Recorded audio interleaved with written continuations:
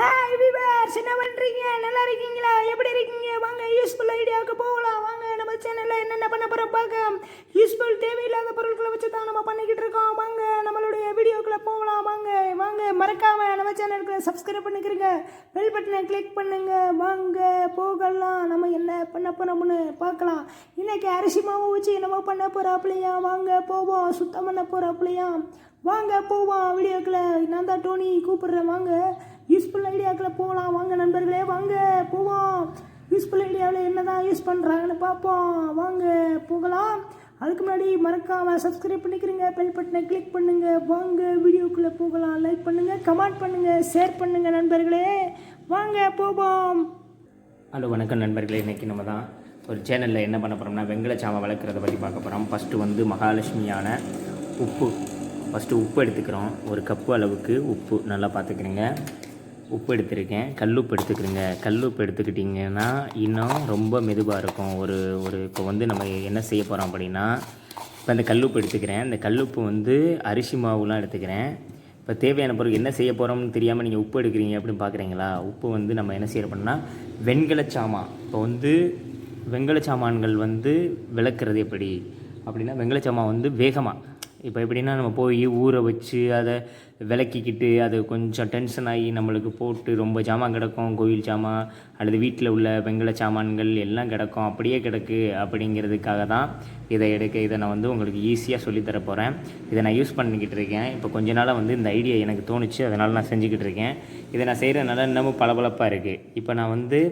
இப்போ வெண்கல சாமான் விளக்குறதுக்கு தான் இந்த வீடியோ நீங்கள் பார்க்க போகிறீங்க. அதுக்கு முன்னாடி மறக்காமல் டோனி சொல்லியிருப்பாப்புல, மறக்காமல் நம்ம சேனலை சப்ஸ்கிரைப் பண்ணிக்கிறீங்க, மறக்காமல் பெல் பட்டனை கிளிக் பண்ணுங்கள், லைக் பண்ணுங்கள், கமெண்ட் பண்ணுங்கள், ஷேர் பண்ணுங்கள். வாங்க வீடியோக்குள்ளே போகலாம் நண்பர்களே. அடுத்ததாக அரிசி மாவு எடுத்துக்கிறோம். இந்த பாருங்கள், அரிசி மாவு வந்து எடுத்திருக்கேன். அரிசி மாவு வந்து தேவையானது கொட்டிக்கிறீங்க, ரொம்ப வேஸ்ட்டாக்க வேணாம். ஒரு கப் அளவு எனக்கு வந்து இப்போ நான் வந்து 2-3 வெண்கல சாமான் விளக்குறது அளவுக்கு நீங்கள் உங்களுக்கு எவ்வளோ தேவையோ அவ்வளோது கொட்டிக்கிறீங்க. ஒரு அரை கப்பில் ஒரு கப்பு போட்டுக்கிறீங்க. ஒரு கப்பு போட்டுக்கிட்டாலும் சரி தான், உங்களுக்கு எவ்வளோ தேவையோ அதுக்கு தகுந்த எடுத்து வச்சுக்கலாம். இப்போ நான் ஒரு கப்பு அரிசி மாவு நான் போட்டிருக்கேன். ஒரு கப் அரிசி மாவு போட்டுட்டேன்னா இப்போ என்னென்னா, இந்த அரிசி மாவு எடுத்துட்டேன். 2 எலுமிச்சம்பழம், லெமன் சொல்லக்கூடிய அந்த எலுமிச்சங்கனி எடுத்துக்கிறேங்க. இந்த எலுமிச்சம்பழத்தை எடுத்துகிட்டு இதை என்ன செய்கிறீங்கன்னா, இப்போ எலுமிச்சம்பழத்தை வந்து கட் பண்ணிடுங்க. இப்போ நான் வந்து எலுமிச்சம்பழத்தை கட் பண்ணிடுறேன். எலுமிச்சம்பழம் வந்து கட் பண்ணும் பொழுது என்னென்னா இது சாஃப்டாக இருக்கும். இன்னொரு விஷயம் வந்துன்னா நல்ல பழமாக இருக்கணும். இந்த மாதிரி காய் வெட்டாக இருக்கணும். இப்போதைக்குன்னா நல்லா தண்ணி வரணும். அந்த அமுக்குன அந்த கனியை வந்து கசங்கும் பொழுது தண்ணி நிறையா வரும். அந்த மாதிரி பார்த்துக்கிறணும். ரொம்ப இதாக இருக்கும். காஞ்சி போனதெல்லாம் வந்து யூஸ் ஆகாது, அவ்வளவு இதாக இருக்காது. இப்போ நம்ம வந்து இதை கட் பண்ணுறோம். கட் பண்ணி வச்சுட்டு இதை ரெடி பண்ணி வச்சுக்கிறோம்.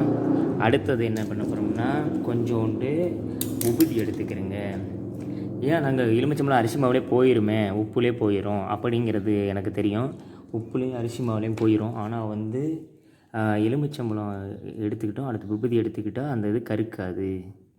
இப்போ வந்து விபூதி எதுக்கு எடுத்துட்டோம்னு சொன்னேன். விபூதி வந்து எதுக்குன்னா கருக்காமல் இருக்கும். அப்போ வந்து பளிச்சுன்னு பாலிஷாக இருக்கும், பார்க்குறதுக்கு புதுசு மாதிரி இருக்கும். இப்போ வந்து தண்ணி கொஞ்சம் எடுத்துக்கிறேங்க. ஒரு கப்பு தண்ணி நான் எடுத்துருக்கேன். இப்போ இதுவெல்லாம் தேவையான பொருட்கள் என்னென்னா தண்ணி, விபூதி, அரிசி மாவு, விபூதி, தண்ணி வந்து எடுத்திருக்கேன், அரிசி மாவு எடுத்திருக்கேன், உப்பு எடுத்திருக்கேன், உப்புக்கு எடுத்து லெமன் எடுத்திருக்கேன். இவ்வளோ தேவையான பொருட்கள் வந்து மொத்தம் 1 அரிசி மாவு 1, விபூதி 1, தண்ணி 1, உப்பு, அதுக்கடுத்து லெமன். மொத்தம் வந்து 5 சாமான் தாங்க. 5 சாமானை வச்சு செஞ்சிடலாம். இதில் இப்போ வந்து விபூதி கூட தேவையில்லை தான். ஆனால் கருக்காமல் இருக்கிறதுக்கு, ஏன்னா விளக்கிட்டால் ஒரு 3 நாள் 5 நாள் இருக்கும், ஆனால் உடனே கருத்துரும். அதுக்காக கருக்காமல் இருக்கிறதுக்கு இந்த உபுதி எடுக்கணும். ஏன்னா உப்பு சேர்க்குறதுனால வேகமாக கருத்துரும். இந்த உப்பு வந்து வேகமாக அழுக்க எடுத்துரும். ஆனால் அது கருக்காமல் இருக்கிறதுக்காக தான் இந்த உபுதியை சேர்க்குறேன். அதுக்காக இந்த இதை நம்ம செய்கிறோம். ஃபஸ்ட்டு நம்ம என்ன பண்ணுறோம்னா, இந்த உப்பு எடுத்துருக்கோம்ல, உப்பு வந்து அகலமான கப் எடுத்துக்கிறேங்க. அந்த கப் எடுத்துகிட்டு உப்பில் வந்து தேவையான அளவு அரிசி மாவு போடுங்க. இப்போ வந்து அந்த பேஸ்ட்டு செய்கிற அளவுக்கு போட்டுக்கிறேங்க. போட்டுட்டு 2ஐயும் கிளறிக்கிறேங்க. கிளறிட்டு இப்போ வந்து அதை கிளறிக்கிறீங்க. அடுத்து வந்து உபுதியும் போட்டுருங்க. உபுதியை போட்டுட்டு கொஞ்சம் தண்ணி ஊற்றிக்கிறங்க. தண்ணி ஊற்றிட்டு இந்த லெமனை எடுத்து வந்து நல்லா புழிஞ்சிடணும். இதில் நல்லா புழிஞ்சு இதில் உள்ள சாரெல்லாம் எடுத்துடணும். எடுத்துகிட்டு சக்கை மட்டும் தான் வெளியில் போடணும். இதெல்லாம் நல்லா புழிஞ்சிக்கிறங்க. புழிஞ்சிட்டு டஸ்ட்பின்னில் போட்டுருங்க. போட்டுட்டு நல்லா புழிஞ்சிக்கிறங்க.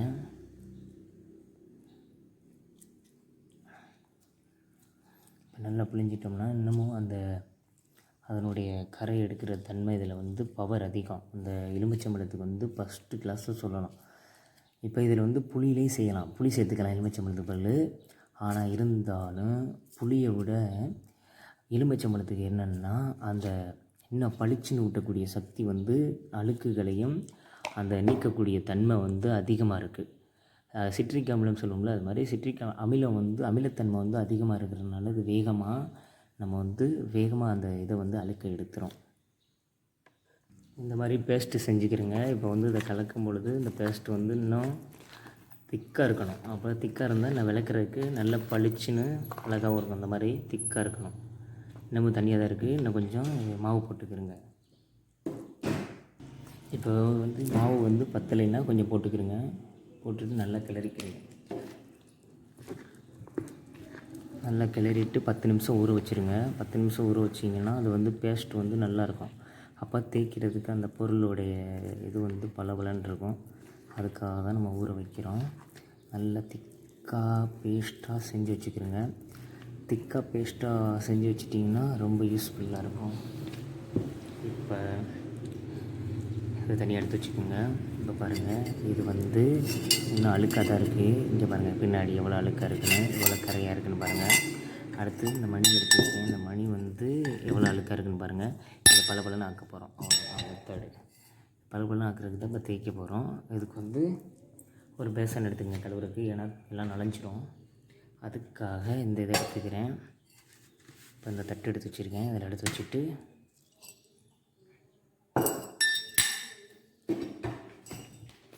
இப்போ என்னென்னா சிறிது நேரம் இதை எடுத்து வச்சுக்கோங்க.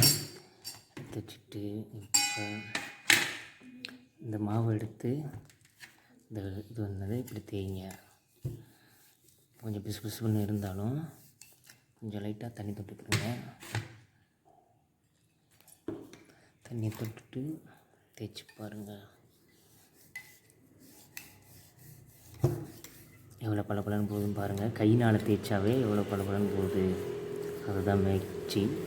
இந்த வெங்காலத்தை பளபளன்னு ஆக்குற மேஜிக் வந்து நம்ம கையிலே இருக்குது. இப்போ வந்து பளபளன்னு தெரிகிறதுக்காக இங்கே பாருங்கள், இந்த இடமெல்லாம் பளபளன்னு தெரியுது பாருங்கள். இதை வந்து இன்னும் ப்ரெஸ் போட்டு தைச்சானா ரொம்ப பளபளன்னு இருக்கும். ஆனால் ப்ரெஸ் தேவையில்லை, கையினாலே தைச்சிக்கலாம். வலிக்காது உங்களுக்கு. கையோடைய எஃபெக்டே போதும். இங்கே பாருங்கள், அந்த இவ்வளோ மருந்து சேர்த்ததுனால ஒன்றுமே கிடையாது. அரிசி மாவு, உப்பு, லெமன், இது அதுக்கடுத்து உபுதி, அதுக்கப்புறம் கருக்காமல் இருக்கிறது தான் உபுதி. இதை வச்சு தேய்ச்சாலே எவ்வளோ பளபளன்னு போகுதுன்னு உங்களுக்கே தெரியுது.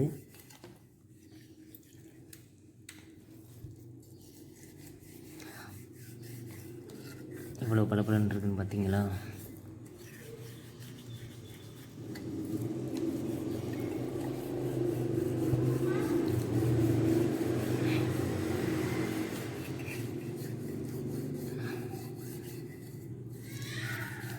எவ்வளோ பளபளன்னு இருக்குன்னு பாருங்கள்.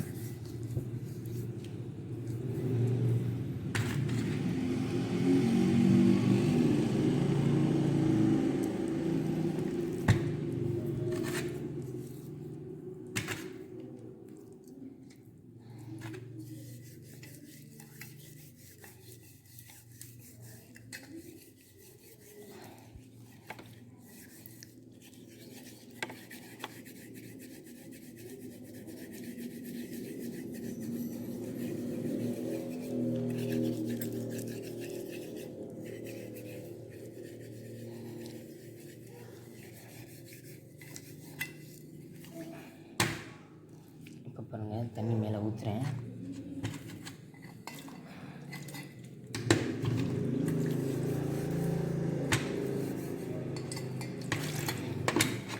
பாருங்கள் எவ்வளோ பளபளன்னு இருக்குன்னு.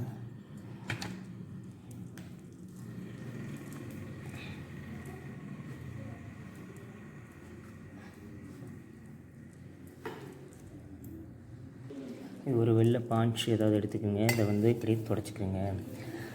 தொடச்சிட்டிங்கன்னா அந்த பாஞ்சை வச்சு தொடச்சாலும் சரி, அது வெள்ளை துணியை வச்சு தொடச்சாலும் இன்னும் பளபளன்னு இருக்கும். பாருங்கள், பளபளன்னு மின்னது பாருங்கள், புதுசு மாதிரி மின்னும்.